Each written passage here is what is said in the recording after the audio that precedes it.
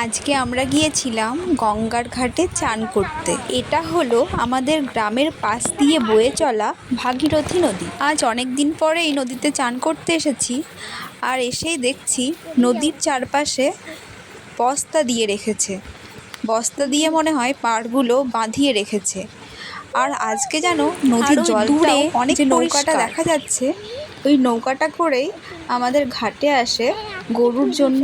এই যে এই নৌকাটা দেখলেই মনে হচ্ছে একটু উঠে বসি। এই যে এটা হলো রৌনক। রৌনকের কিন্তু এই নৌকা চড়ার খুব এখানে আবার কেউ পুজো করেছে। এখানে ধূপকাঠি ফুল সিঁদুর দিয়ে পুজো করে রেখেছে। আর এটা হলো গঙ্গা নদী। নদীর জলটা এত পরিষ্কার। রৌনক ওদের কিন্তু চান করা হয়ে গেছে, ওরা এখন চান করে বসে আছে। আর আমাদের চান করা হয়ে গেছে, এবার যাচ্ছি আমরা বাড়িতে।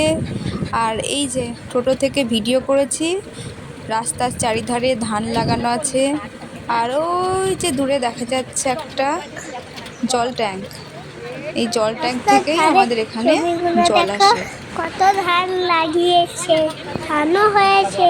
ধানের জমির পেছনে মনে হচ্ছে আগ লাগিয়েছে। এই দেখো আগগুলো, দেখো কি মোটা মোটা আগ, দেখলেই যেন খেতে ইচ্ছা করে। আর জল ট্যাঙ্কিটা ভালো করে দেখা যাচ্ছে।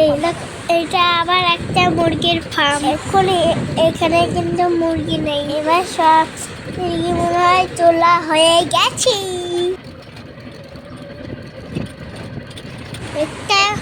এখন একটা কবরস্থানে অনেক গাছ লাগিয়েছে।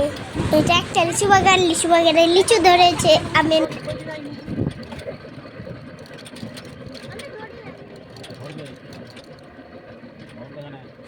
সামনেই যে রাস্তাটা দেখতে পাচ্ছ, এই রাস্তাটা দিয়ে যাওয়া যায় ফরিদতলা। দেখো এই বাড়ি, এগুলো নতুন হয়েছে। বাড়িগুলো এখানে ছিল না।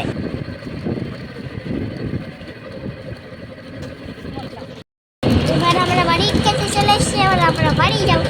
আবার ভুট্টা গাছ কত বড় বড় খাবো। এটা আমার কচু